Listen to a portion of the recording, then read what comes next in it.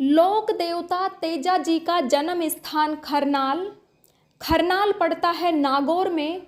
इनके पिताजी का नाम ताहड़ जी था और मम्मी का नाम था राम कुंवरी। इनकी जो पत्नी थी उसका नाम था पेमल। पेमल पनेर की थी। पनेर पड़ता है अजमेर में। महाराज तेजा जी के पास एक घोड़ी थी, उसका नाम था लीलन। हम पहले भी पढ़ते हैं कि रामदेव जी के पास घोड़ा था तो उसका नाम लीलो, और तेजा जी के पास घोड़ी थी तो उसका नाम लीलन। अपने राजस्थान में बीकानेर नागौर वाले रूट पर एक ट्रेन चलती है जिसका नाम है लीलन एक्सप्रेस। तेजा जी पर डाक टिकट जारी किया जा चुका है। जो तेजा जी थे ये जाट परिवार से थे और किसान फैमिली से बिलोंग करते थे। गाँव में बाल विवाह होते थे और आज भी होते हैं, लेकिन बाल विवाह होने के बाद लड़की को ससुराल नहीं भेजते थे, बाद में भेजते थे। इसलिए लड़की जब पहली बार ससुराल जाती है उसको हम कहते हैं मुकलावा या फिर गोणा। क्या कहते हैं? मुकलावा या फिर गोणा। तो तेजा जी का बाल विवाह हुआ था। अब तेजा जी किसान थे। किसान सुबह वो भी 4 बजे हल जोतने के लिए जाते और या फिर शाम को काफ़ी लेट, क्योंकि अपना पश्चिमी राजस्थान, गर्मी पड़े भयंकर। अब दोपहर में तो किसान के लिए एकमात्र इलाज है रेस्ट। हल तो जोत ही नहीं सकते आप। तो तेजा जी महाराज डेली हल जोतने के लिए जाते। पीछे से फिर जो उनकी जो भाभी थी वो उनके लिए खाना लेकर जाती। अब एक दिन क्या हुआ कि भाभी खाना लेट लेकर पहुंची। 11 बजे पहुंचना होगा भाभी को, लेकिन उस दिन वो 2 बजे पहुंचे। फिर तेजा जी ने कहा कि क्या रे भाभी, इतनी लेट आई हो, आज भूखे मर गए। अब भाभी यूँ गुस्से में थी और उसने कहा अगर इतने गरम फल के खाने हैं तो खुद वाली को लेके आ, मेरे से तो आज बने न कल बने।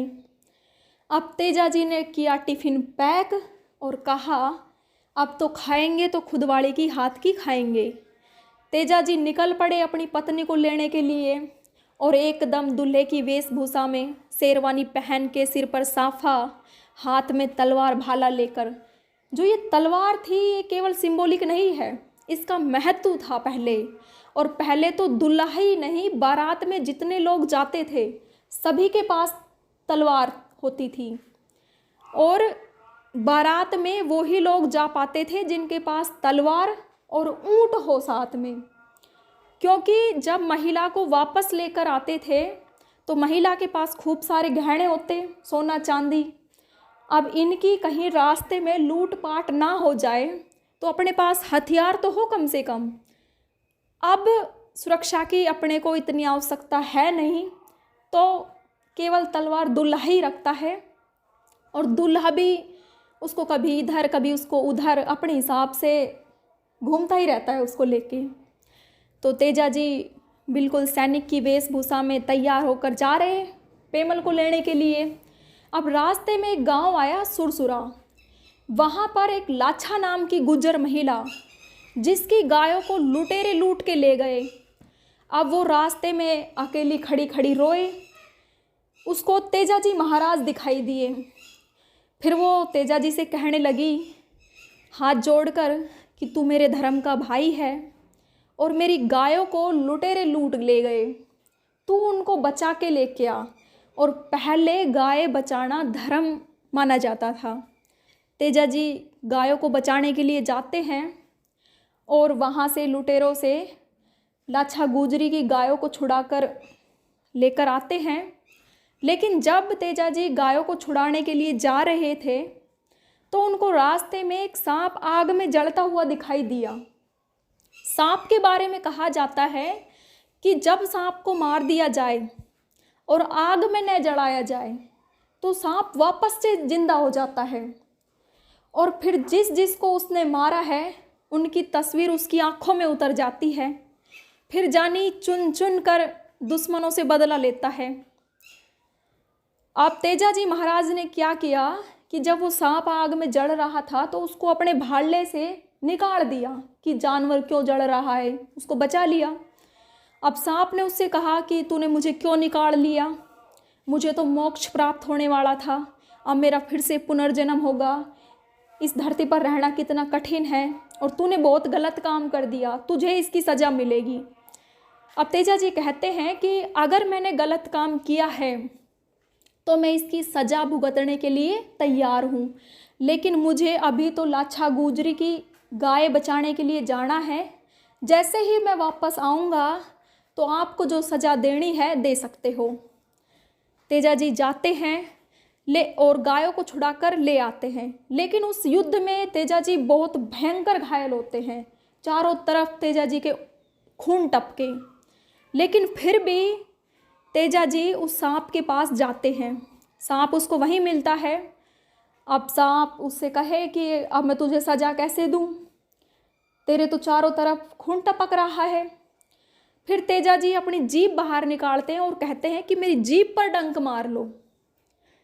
सांप उसकी जीभ पर डंक मारता है।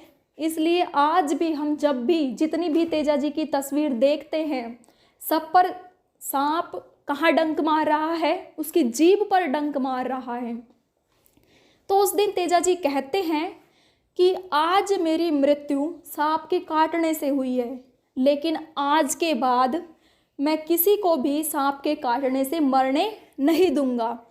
इसलिए तेजा जी सर्प रक्षक देवता है। कैसे देवता है? सर्प रक्षक देवता।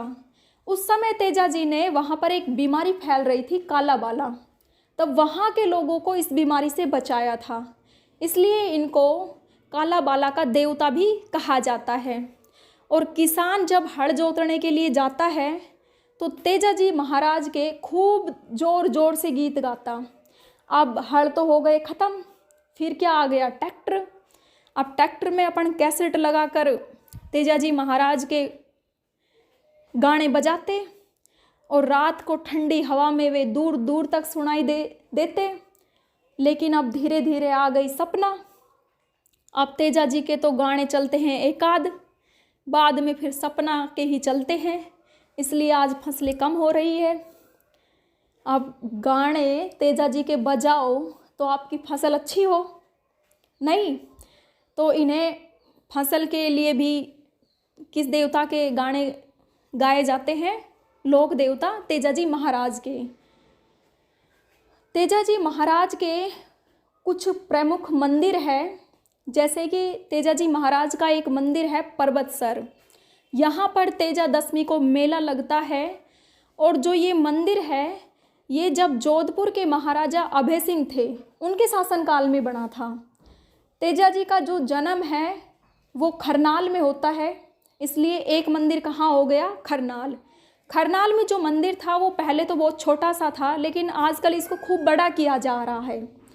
तेजा जी की जो मृत्यु है वो सुरसरा गांव में हुई थी, इसलिए एक मंदिर है सुरसरा में। तेजा जी का ससुराल पनेर था, तो पनेर में भी एक मंदिर है। और भावता, सेंद्रिया, इन जगहों पर भी तेजा जी के मंदिर है। लेकिन और आप एक और जगह विशेष रूप से ध्यान रखना, बासी दुगारी। बासी दुगारी पड़ता है बूंदी में। तेजा जी का यहाँ पर भी मंदिर है। ये जो पहले के जो मैंने मंदिर बताए, पर्वतसर, खरनाल, सुरसुरा, सेंद्रिया, ये मंदिर तो नागौर अजमेर में है, लेकिन जो बासी दुगारी वाला जो मंदिर है वो बूंदी में है। तेजा जी के नाम पर दो पुस्तक है, जैसे जुझार तेजा, इसका मतलब होता है जुझारू प्रदर्शन करने वाला। इस पुस्तक के जो लेखक है वो है लज्जाराम मेहता। एक और बुक है तेजा जी के ब्याउले, ये लिखी है बंसीधर शर्मा ने। तेजा जी की एक बहन थी राजलबाई।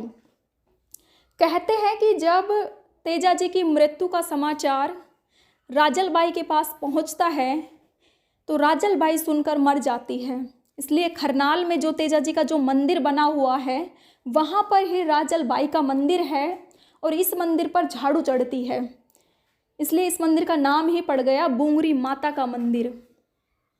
क्योंकि अपन झाड़ू है, भारी, बूंगरी एक ही बात है, इसलिए इस मंदिर का नाम पड़ गया बुंगरी माता का मंदिर।